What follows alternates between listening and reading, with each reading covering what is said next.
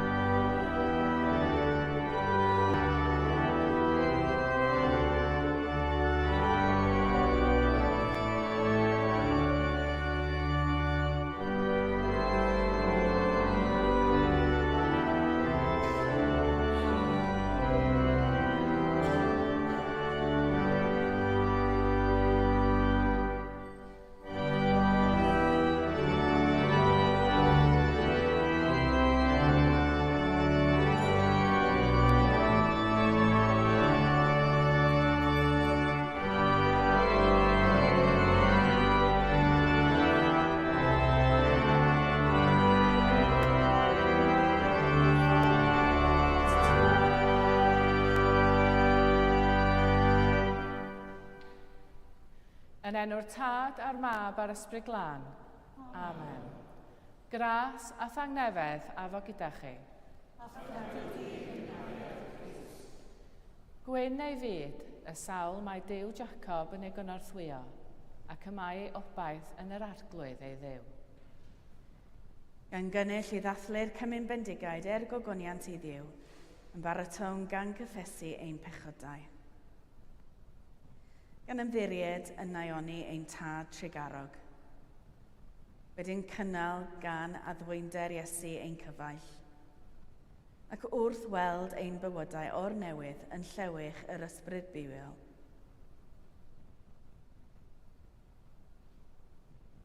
Kyrie eleison. Kyrie eleison. Christe eleison. Christe eleison. Kyrie eleison.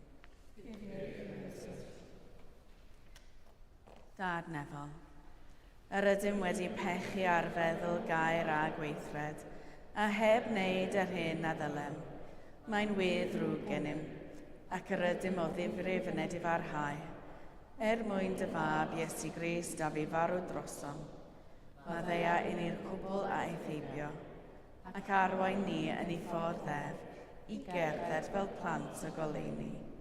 Amen. Yr holl alluog ddew sy'n maddau bawb sy'n wir edifeiriol, a drigo'r hawrthych a chryddhau o bechod, eich cadarnhau mewn daioni a'ch cadw yn y bywyd tragwyddol, trwy Iesu Grist ein harglwydd. Amen. Gweddiwn, o ddew yn dy drigaredd hael, anfonais yr ysbryd glân a'r deglys, yn han ysol dy gariad. Caniataeth bobl fod yn dambaid yng Nghymdeithas yr Efengil, fel gan fyw'n wastadol yn o ti, y ceir hwyn gadarn mewn ffydd ac yn ymroddgar ei gwasanaeth. Trwy Iesu Grist ein harglwydd sy'n fyw ac yn tenasu gyda thi a'r ysbryd glân, yn un Duw, yn nawr ac am byth. Amen.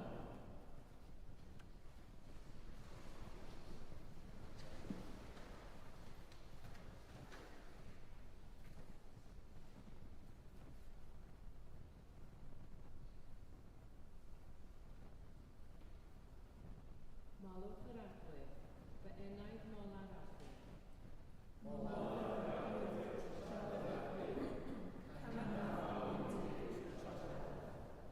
Peidiwch ag ymddiried mewn tywysogion, mae'n unrhyw un na athletu.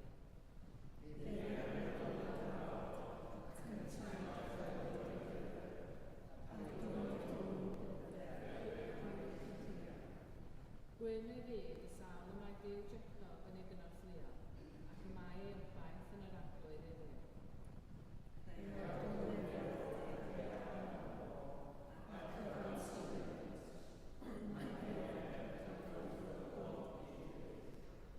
Ac yn gwneud barn ar gorthrymedydd, y mae'n rhoi bara i'r ddewynol. Y mae'r arglwydd yn rhyddhau percherolau.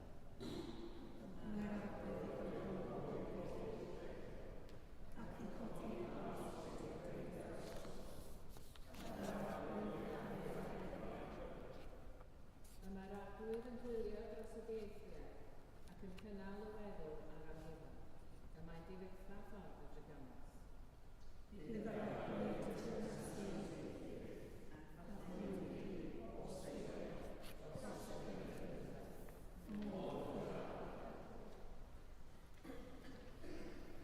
Darlleniad o lyfr y proffwyd Amos. Fel hyn y dywed yr arglwydd. Gwau y rhai sydd mewn esmwythyd yn Seion, y rhai sy'n teimlo'n ddiogel ar fynydd Samaria, yn gorwedd ar welyau ifori ac yn ymestyn ar eich matresu. Yn gwledda ar wyn o'r ddiadell ac ar y lloi pasgedig. Yn canu maswedd i sain y nabl, ac fel Dafydd yn dyfeisio offeryna cerdd. Yn yfed gwin fesul Powlennaid, ac yn eich uro'ch hunan ar olew gorau, ond heb boeni am ddinistr Joseph. Felly yn awr chwi fydd y cyntaf i'r geisglyd, derfydd am rialtwch y rhai sy'n gorweddian. Clywch air bywyd i'n byd. Diolch am o'i iddi.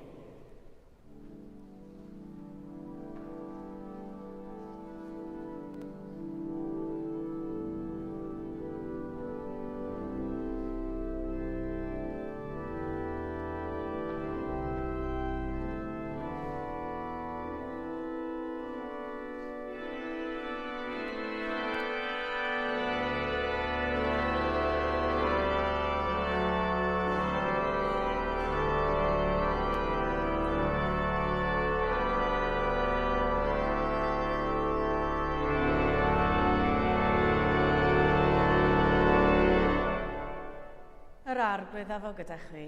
A hefyd gyda thi. Grandewch i fengil Crist yn ôl Sant Leg. O goniant i ti. Bryd hynny, meddai Iesu, yr oedd dyn cyfoethog oedd yn arfer gwisgo porffor a lliain maen, ac o gleddan wych bob dydd. Wrth ei ddrws gorweddau dyn tlawd o'r enw Lazarus yn llawn corwydydd, ac yn dyheu am wneud pryd o'r hyn a syrthiau oddi ar ffwrdd y dyn cyfoethog. Ac yn wir, bydda'r cwn yn dod i lyfu ei gornwydydd. I farw'n dyn tlawd, y dygwyd ef ymaith gan yr angylion i weledda wrth ochr Abraham. Bu farw dyn cyfoethog yntau, a chladdwyd ef yn Hades ac yntau mewn poen a'r teithiol. Cododd ei lygaid a gweld Abraham o bell, a Lazarus wrth ei ochr.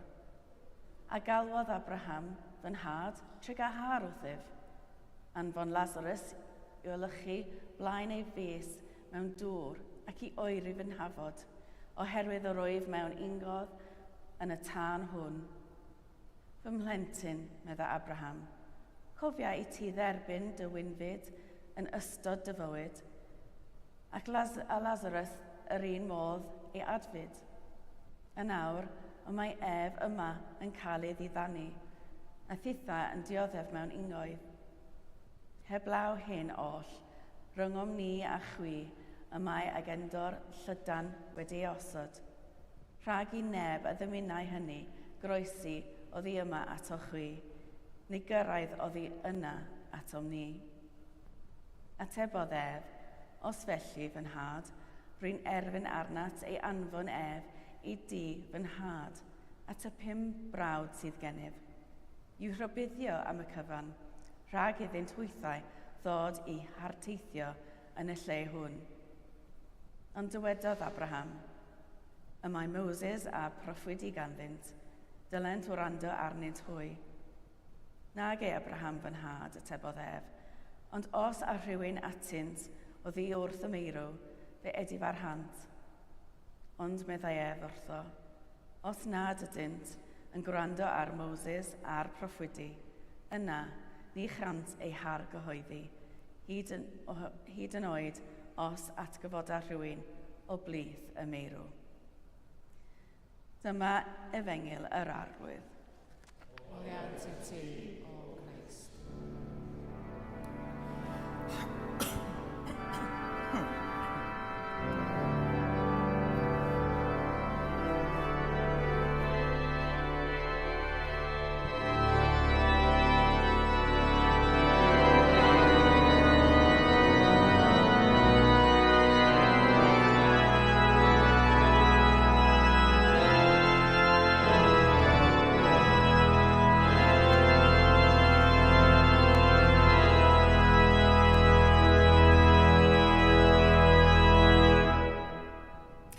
Gwyn ei fyd y sawl y mae Duw Jacob yn ei gynorthwyo, ac y mae ei obaith yn yr arglwydd ei ddiw.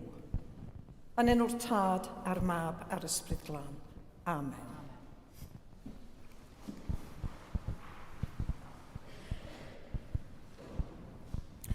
Ydych chi'n hoffi straeon? Beth yw eich hoff stori tybed? Mae gan rai eglwysi dimau agor y llyfr sy'n mynd i mewn i rai o ysgolion cynradd i adrodd straeon Beiblaidd i blant.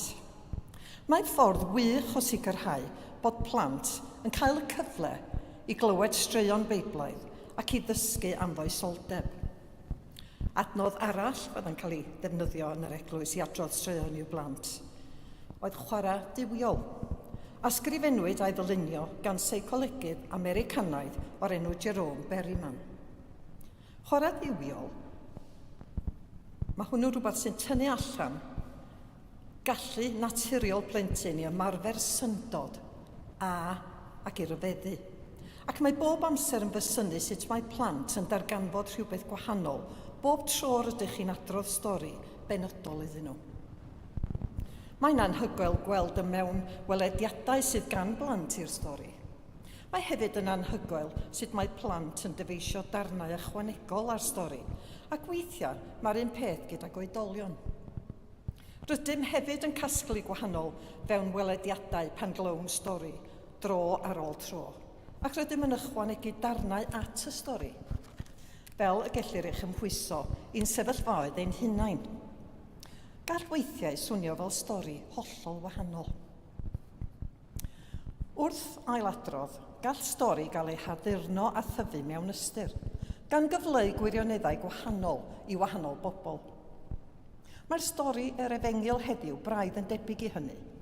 Yn ôl rhai ysgolheigion, mae Iesu'n cymryd stori werin gyfarwydd, a ddeilliodd o bosib o'r aifft, ac yn ei hailweithio fel stori i'w ddisgyblion. Dawn ddameg y dyn cyfoethog a Lasarus.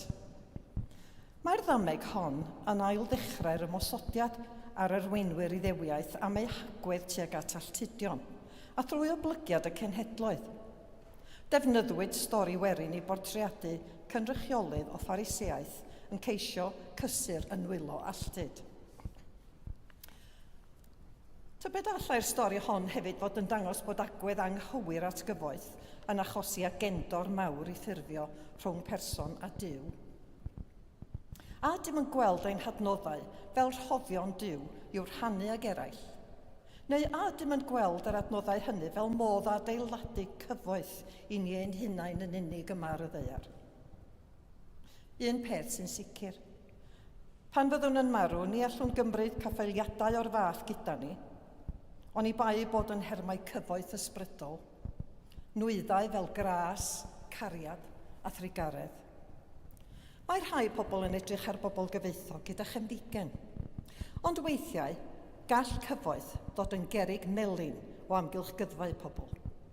Tasg oes i warchod rhag lladron a cholled, ac weithiau yn achos cweryla ymhlith aelodau'r teulu.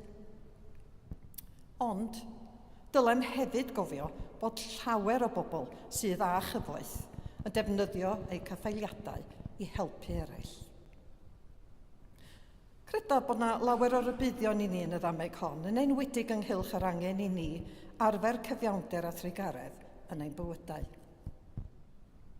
Clywsom am ddau gymeriad canolog yn y stori, dyn cyfoethog wedi wisgo mewn porffor a lliau main, a'r dyn tlawd o'r enw Lasarus, oedd wedi orchuddio a briwiau. Dim ond y bobl gyfoethog fydda'n gwisgo porffor y dyddiau hynny. Roedd llifyn porffor yn cael ei dynnu o bysgodyn prin iawn ac roedd yn ddrud iawn. Byddai bwrdd y dyn cyfoethog wedi lwytho ar bwyd gorau. Am gyferbyniad rhwng y dyn hwn a Lasarus, mae ei enw'n golygu mae Duw yn helpu.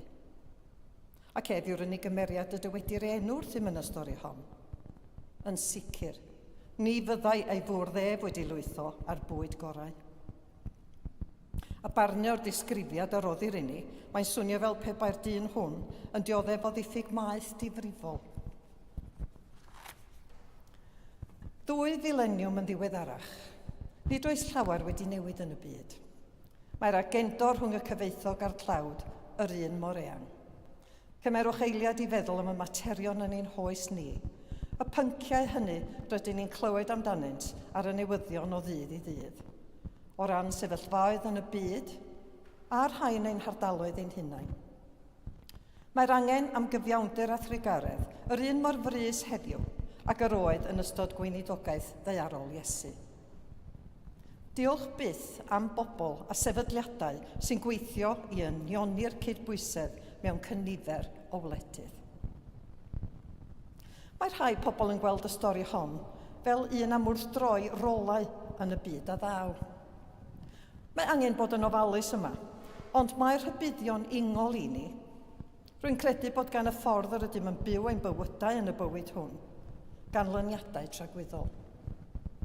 Mae'r gorchymyn mawr yn dweud wrthym am garu'r arglwydd ein Duw ac i garu ein cymydog fel ni ein hunain.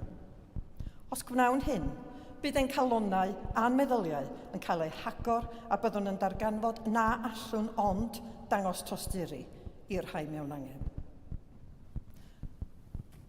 Clywsom am Moses fel sylfaenydd y ffydd Iddewig a'r rhoddwr gorchmynion Duw, roedd y proffwydi yn negeswyr dduw i'r bobl. Ac eto, methodd pobl a gwrando ar yr rhybuddion o hyd. Yda ni fel a? Mae gennym fydd golwg ac eto, rydym yn dal i ddewis cael llygad dall i anghenion eraill yn rhy aml. A dwi'n cyfri fy hun yn fama. Rydym yn treulio ein bywydau cyfan yn cronni trysorau yma ar y ddaear ac eto, yn economi diw, yn union fel nad yw cyfoeth yn arwydd o ffafr diw, nid yw tlodi yn arwydd o anfodlonrwydd diw. I mi, mae'r stori hon yn sôn am reality cael ein gwahanu o ddiwrth ddiw os ydym yn esgeleiso gweithredu fel y dylem yn y bywyd hwn. Dylem ochel rhag bod yn ffôl fel y dyn cyfoethog yn y stori heddiw. Dylem hefyd ochel rhag meddwl bod angen dealltwriaeth cyn y gall rhywun gredu. Mae'r Cristion gwir yn credu mwyn deall. Nid yn y bywyd hwn y dawr prawf a mae cymaint o bobl yn chwilio amdano. Ond yn y bywyd nesaf, lle bydd gwir gredinwyr yn profi bywyd tragwyddol. Dim ond math newydd o ofal, gwyrth o gariad atgyfodedig y gellir llenwi'r agentwr mawr rhwng y cyfoethog a'r tlawd. Mae'r atgyfodiad yn caniatáu ysbryd Crist yn gyrmuso, fel y gallwn roi'r pethau hyn ar waith. Meddyliwch am y geiriau hynny yng Ngweddi'r Arglwydd. Deled dy deyrnas, gwnela'r dewyllus, megis yn y nef, felly ar y ddaear hefyd. Mewn geiriau eraill, rhaid rhagweld yr oes a ddaw yn y presennol. Mae angen i ni weithredu nawr, cyn i Iesu ddod eto, gan agor y drws i oes newydd diw, lle bydd pob camwedd yn cael ei gywiro. Mae sylwebaeth Beiblaidd y New Interpreter yn awgrymu hyn. Erbyn diwedd y ddameg, mae pwynt adnabod y gwrandawr wedi dod yn glir. Mae'r ddameg wedi'i hanelu at gariadon o arian. Ar y dechrau, gall gwrandawyr neu ddarllenwyr dybio ei bod yn cael ei disgwyl i uniaethu ar dyn cyfoethog neu a Lasarus. Ond mae'r ddameg yn llawer mwy cynnil. Erbyn diwedd y ddameg, rydym yn sylweddoli ein bod yn sefyll yn lle'r brodyr. A'r cwestiwn yw, a fyddwn yn clywed yr ysgrythurau ac yn edifarhau. Wel, a gafodd y brodyr yn neges erioed? Ni ddywedir wrthym. Oherwydd dyna'r cwestiwn yma'r ddameg yn ei gadael i'w ateb. Bydd pob un ohonom ni yn ysgrifennu ein diweddglo ein hunan i'r stori yma. Gymydogolrwydd sylfaenol felly yw'r baromedr yr enaid. Arwydd o agwedd calon rhywun sy'n cael ei gwerthfarogi yng ngolwg Duw. Mae angen i ni roi sylw i berlau'r bywyd hwn a sicrhau bod ein trysor yn cael ei storion yn nefoedd, os ydym am brofi bywyd tragwyddol. Nid yw'n ymwneud â hiraethu am orffennol dychmygol, na phoeni am ddyfodol sy'n cilio. Mae'n ymwneud â stiwardiaeth ddoeth o bopeth sydd gennym yn y bywyd hwn a chadw ein llygad ar ein harglwydd Iesu Grist. Tridiau yn ôl, cynhalwyd gwasanaeth coffa yma i'r diweddar Ares Thomas. Felly, roeddwn yn meddwl am ran rhywbeth oedd o disgwennu yn y llyfr yma, wel un an mewn llawer o lyfrau, ond The Bright Field efallai chi fod yn gyfarwydd efo'r gwaith. Ac yn y gwaith hwnnw, mae o'n sôn am yr haul yn torri trwad i oleuo cae bach am ychydig.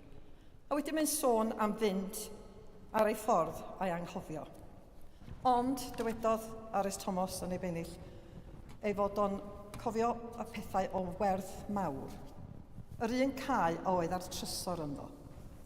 A'i fod yn sylweddoli fod rhaid i ni roi popeth sydd gennym i'w feddu.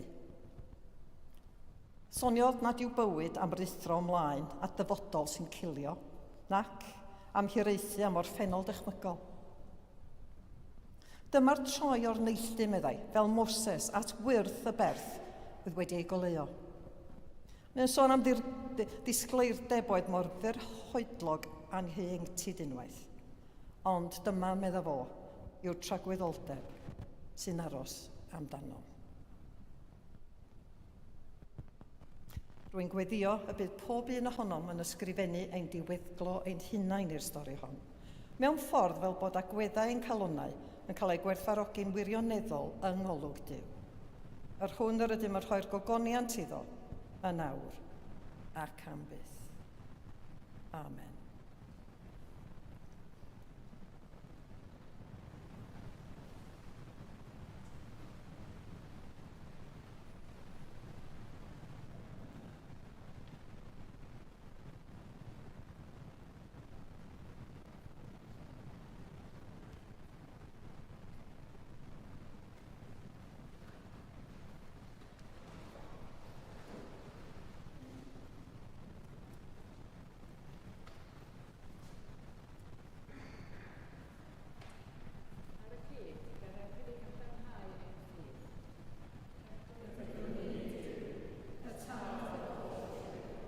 Wnaethir o'r nef a daear, a phob peth gweledig y canweledig. Credwn yn un arglwydd Iesu Grist, unig fab Dduw, a genhedlwyd gan y Tad cyn yr holl oesoedd. Duw o Dduw, lewyrch o lewyrch, wir Dduw o wir Dduw. Wedi genhedlu nid wedi'w neithir, yn un hanfod ar Tad. A thrwy ddywef y gwnaed pob peth. Ein mwyn ni ac air ein iachadwriaeth, disgynodd yr nefoedd. Drwy'n erth yr ysbryd glân, daeth yn gnawd y fair forwyn, ac y gwnaed yn ddyn. Fe'i croeshoelwyd drosom dan Pontius Pilate. Diddefodd angau ac fe'i claddwyd. Atgyfododd y trydydd dydd yn ôl yr ysgrythyrau, ac ysgynodd i'r nef, ac yma'n eistedd ar ddehelawr Tad, a daw drachefn mewn gogoniant i farnu'r byw a'r merw, ac ar ei deyrnas ni bydd diwedd. Credwn yn yr ysbryd glân, yr arglwydd rhoddwr bywyd, sy'n deillio o'r Tad a'r Mab, ac ynghyd â'r Tad a'r Mab, a gyd addolir ac a gyd y gyneddir, a lefarod trwy'r proffwydig. Credwn yn un eglwys lân Gatholig ac Apostolig, cydnabyddwn un bedydd maddeuant pechodau, a dysgwiliwn am atgyfodiad y merw, o bywyd y byd sydd yn ddyfod. Bydd yn holl galon a holl feddwl gweddiwn a ddim.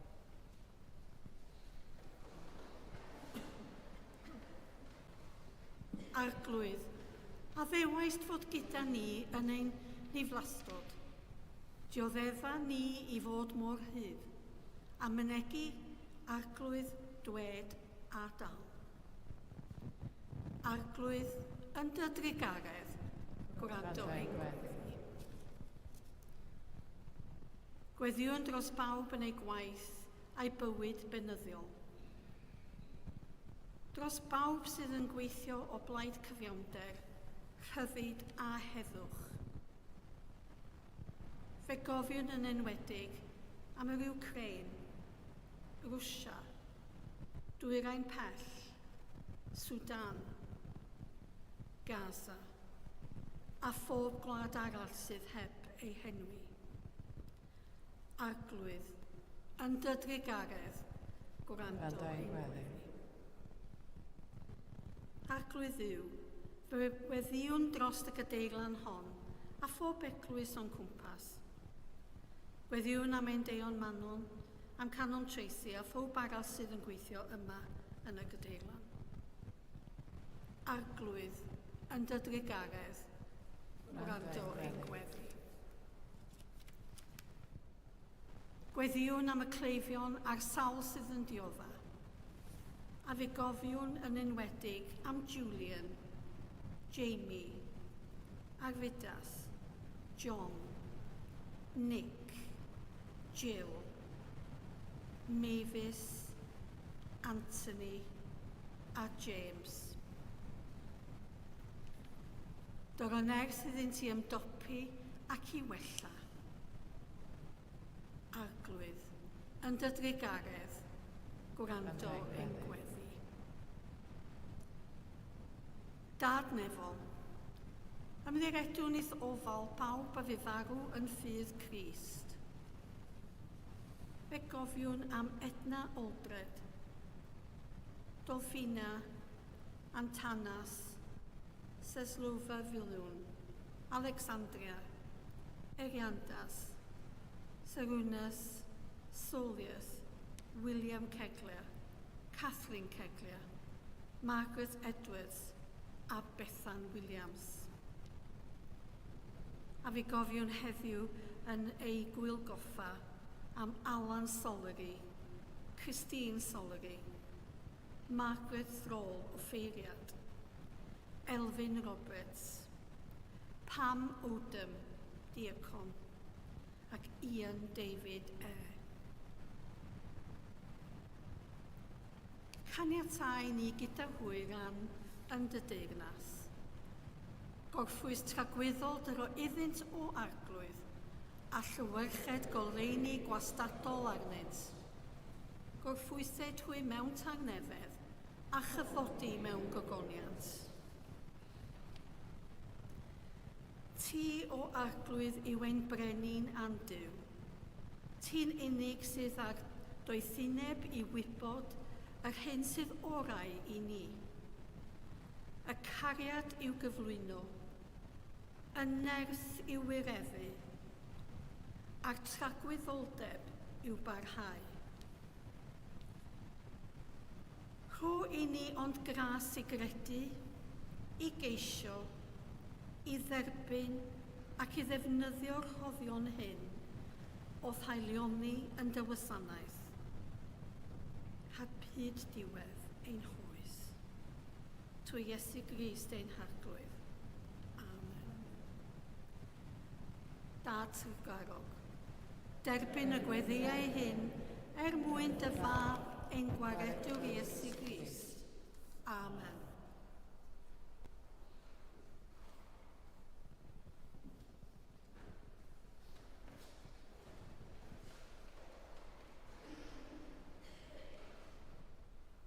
Dew sydd wedi'n cymodi ni ag ef ei hun trwy Grist, a rhoi ni weinidogaeth y cymod.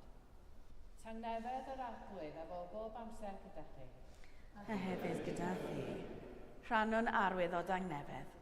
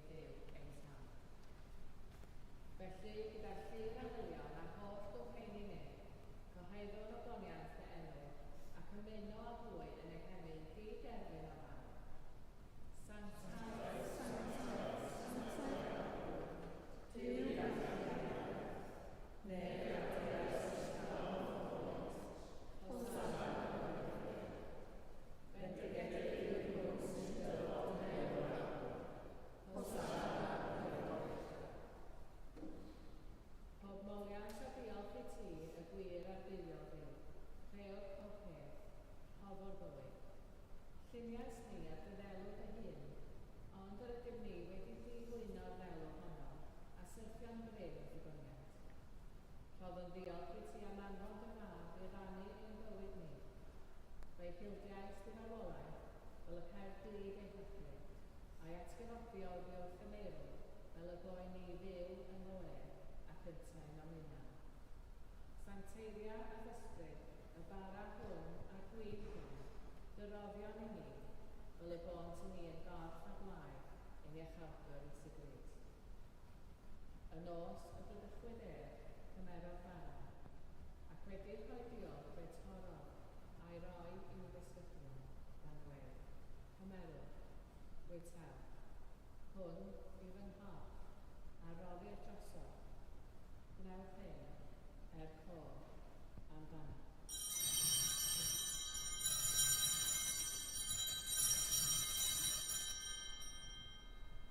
Yr un modd ar ôl swper cymerodd pan, ac yn rhoi diolch fe rhoddodd iddynt gan ddweud, yddwch o hwn bawb, oherwydd hwn yw fy ngwaed, o'r cyfamod newydd, a dywelltir drosodd a thros lawer maddeuant pechodau.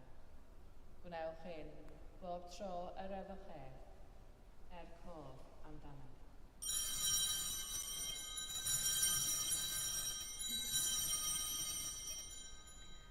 Cyhoedd yn ddirgeledd y ffydd, bu farw Crist, atgyfododd Crist, daw Crist mewn.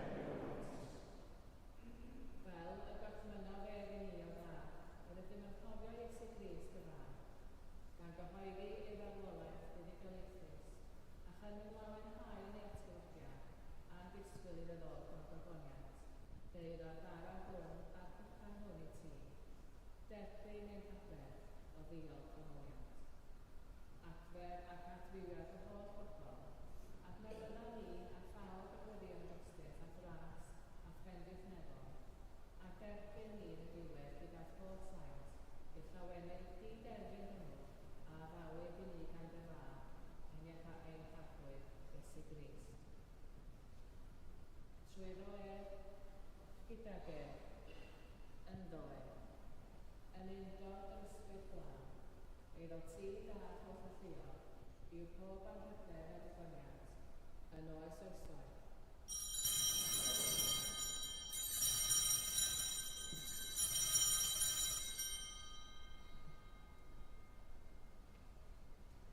Fel y dysgofir iachawdwr, dyddiwn yn hyderus. Amen.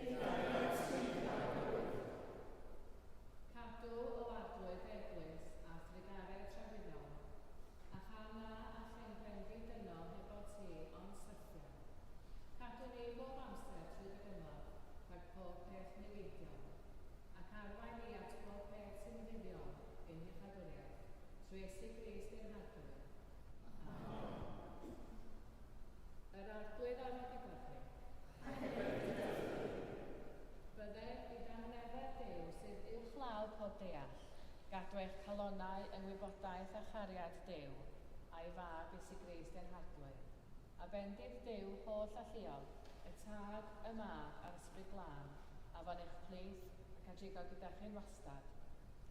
Amen. Ewch mewn tangnefedd i garu a gwasanaethu'r arglwydd. Yn enw Crist. Amen.